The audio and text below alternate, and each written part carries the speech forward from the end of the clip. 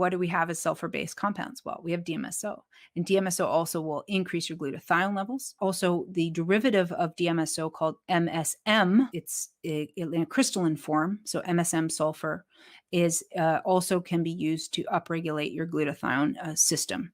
And that as well as one. So if it's the salts, which the one I have is called Happy Body, 1 teaspoon twice a day, they're like a bitter crystal. And so I usually just put a teaspoon in my mouth and chase it with some water or juice to get it in. Because if you dissolve it in the water, it's yucky. And because it's sulfur, it's like eating, a garlic or an onion, which you can also upregulate your onion and garlic intake to help your glutathione levels too. And in my book, I actually have a chapter on sulfur, sulfates, sulfites, and the difference between different chemistries of different kinds of sulfur. Because a lot of people say, well, I'm allergic to sulfur, but that's wrong. You aren't. You can't be. You'd be dead. Sulfur is a foundational, fundamental mineral of life. You can't be allergic to it, or you wouldn't be here to say I'm allergic to it. So you're either allergic to sulfites or sulfates or something from a drug with an improper molecular bond. And that's the breaking of the molecular bond that causes the reaction in your body. It says, we don't like that. We don't want to deal with that. That's no good. Don't do that again. But sulfur, like a sulfur-rich compound like DMSO or MSM, you just start slow.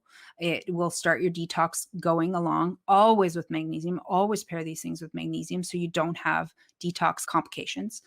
And then work up to your doses and be steady on your doses. And MSM will help with skin, hair, nails, all kinds of expressions of the liver, which again, skin, hair, nails are expressions of the liver because it's what's putting out from the skin. And that's, again, a Chinese medicine understanding principle of what organ systems are connected.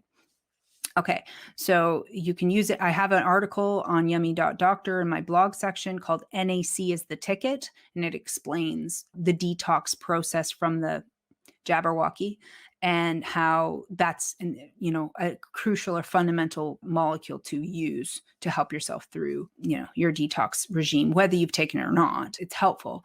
But one thing I've also taught about a lot, and it's easier and even cheaper, is about coffee enemas and doing enemas regularly and how they help us and how to get also get past some of your beliefs and judgments. Because the first thing someone who's never done one before will just go, ew, or I'm not doing that. Or like, that's the defense mechanism first will come forward. Like, oh, that's my bum hole. I'm not, or whatever.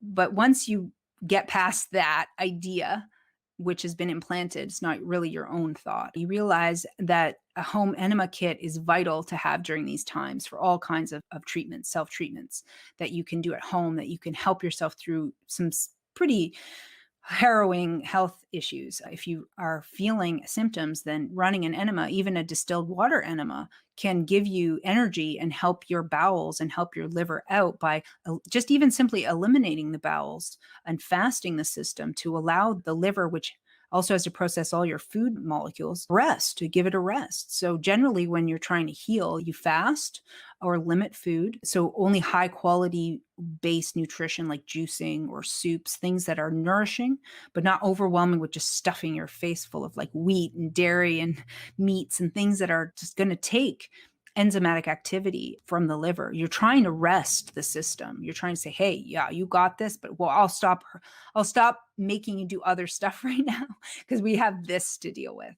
And so the coffee enemas, the retention coffee enemas, are not actually a colon cleanse, even though it will. The side effect is that it will clean out your colon and it will remove the waste so that the portal vein that connects through the liver into the large intestine, it's not congested and just trying to keep and make sure the stool is not implicating your health and reabsorbing, because it's that if that you have stool sitting there, it's toxic. It's literally all of your waste coming out and it has to go and the body has to make sure it doesn't get reabsorbed, and the portal vein is part of that system. So if you clean out your colon, that's one less thing your body has to deal with. Okay. And so that's that's why I'm saying just doing a distilled enema, cleaning yourself, is one weight off the system. And then if you want the 2-for-1 price, you do the coffee enema because the coffee actually is helpful to remove the wastes that are accumulating in the liver by upregulating the glutathione production system. And it will do way more than a supplement. I mean, we're talking hundreds of percentage points more glutathione production by a simple coffee enema, 15-minute retention enema, than taking your supplements, and will get rid of all of that accumulatory waste in the inside. So imagine you have an organ that's responsible for all this blood and all this digestion and all these hormone productions and all this communication in the body as also an endocrine, a functional endocrine gland. And so it's busy as can be. And now it has its own internal systems as well that it has to keep on top of. And so if you can think about it like that and say, well, how can I alleviate some of the work that it's doing so it can fix its own internal systems? I get people all the time, oh, my liver enzymes are high, my ALT, AST, whatever, it's all off the charts. What do I do? What do I do? What do I do? Well, you need to cleanse the liver. That's what you need to do. It's overworked. Its own internal system is so overworked that it's breaking down. Okay. That's telling you something.